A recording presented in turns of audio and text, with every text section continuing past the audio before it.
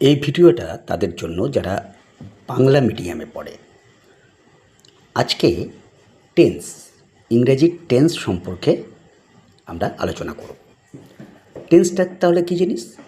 আমরা এক কথায় বলতে পারি, tense is a time of verb. Time of verb,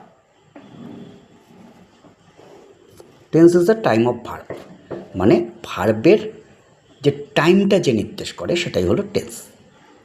তার মোটামুটি আমরা জানি যে টেন্স 3 প্রকার, এটা আমরা সবাই জানি যে টেন্স 3 প্রকার।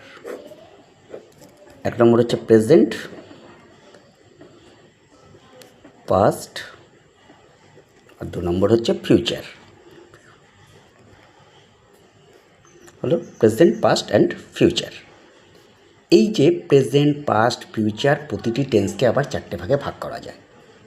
সেই ভাগগুলো 4টে ভাগের মধ্যে আজকে একটা ভাগ আলোচনা করব, সেটা হলো সিম্পল প্রেজেন্ট,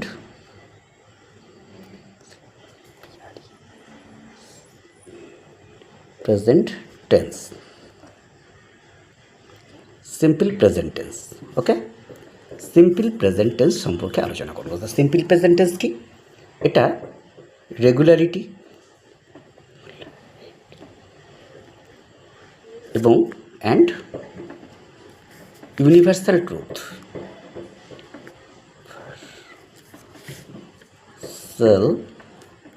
ট্রুথ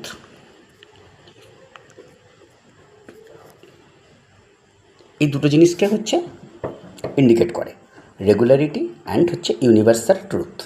ঠিক আছে, তাহলে রেগুলারিটি কি? আমাদের রেগুলার যে ওয়ার্কগুলো আছে, আমাদের যে রেগুলার ওয়ার্কগুলো আছে, যেমন হচ্ছে আমাদের রেগুলার ওয়ার্ক, যেমন আমি স্কুলে যাই, আমি ভাত খাই, আমি খেলি, সে খেলে। আর ইউনিভার্সাল ট্রুথ হচ্ছে, ইউনিভার্সাল ট্রুথ বলতে যেটা বোঝায় সেটা হলো যেটা কখনো মিথ্যা হয় না, যেমন সূর্য পূর্ব দিকে ওঠে, পৃথিবী সূর্যের চারিদিকে ঘোরে, এই সমস্ত জিনিসগুলো। এবার হচ্ছে নিয়মটা। নিয়মটা হচ্ছে প্রথমে সাবজেক্ট, তারপর হচ্ছে ভার্ব, তারপর হচ্ছে অবজেক্ট। যেমন I go to school, I go to school. যদি সাবজেক্টটা, এই সাবজেক্টটা যদি থার্ড পারসন এবং